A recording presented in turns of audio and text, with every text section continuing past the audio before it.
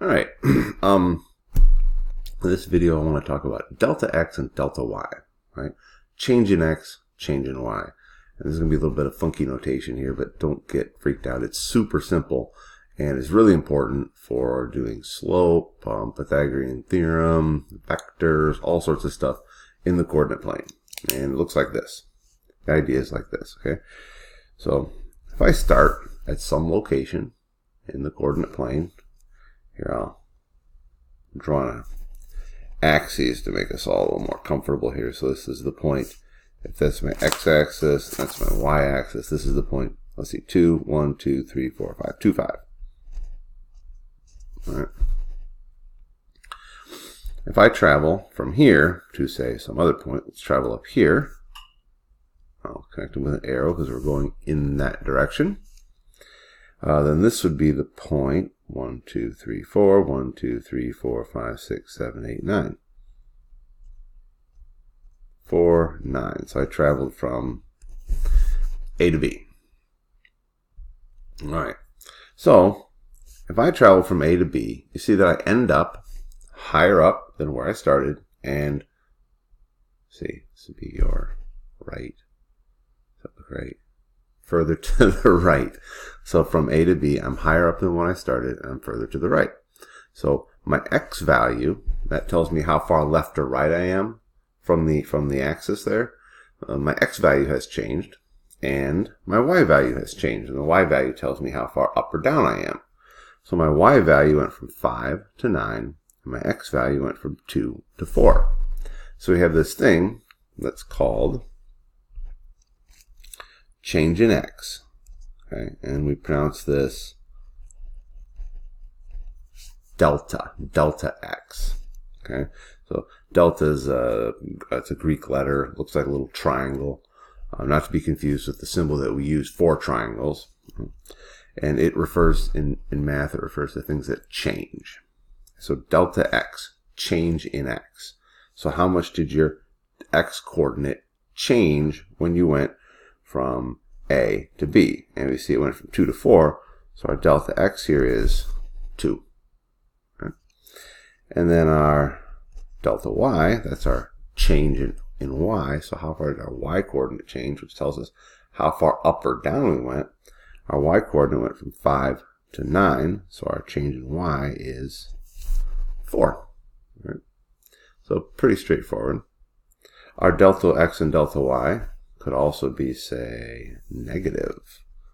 Right, so if I did this, there's a new coordinate grid. All right, there's my x-axis and y-axis. Say, for example, I went from A to B, and my A coordinate is 1, 2, 3, 4, 5, 6. 1, 2, 3, 4, 5, 6. That's 6, 6. And B is 1, 2, 3, 1, 2, 3, 4. I go from A to B. Now, my change in x is from 6 to 3. It's going down 3, or, well, backwards to the left 3. The number went down, but the position went backwards to the left. So our change in x is negative 3. We're going 3 to the left. And our change in y is going to be from 6 to 4. So it went down 2. That's negative 2. So when our location moves to the right, our change in x is going to be positive. Like up here at B, we're further to the right than we are when we started. So our change in x was positive. And here, we were further to the left than when we started, so our change in x was negative. And then here, our change in y, because we went up, was positive. And here, our change in y, because it went down, was negative. Right? So again, change in x and change in y, they just tell us how far further to the left or right we are, that's change in x, or how far up or down we are from where we started, that's our change in y. Right? And so one thing I do want to make clear, because there's a really common misconception that I think that students have is sometimes in a diagram like this, if we're traveling from A to B, someone will draw in little lines like this to illustrate that we went up 4 and forward 2. And then students think that the path was to start at A, go straight up, and then travel over, that we actually traveled up 4 and then over 2.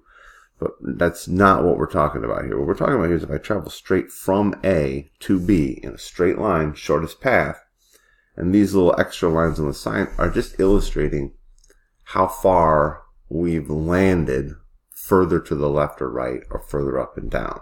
They don't show the actual path that we've traveled. The path we travel is just straight from A to B. Okay?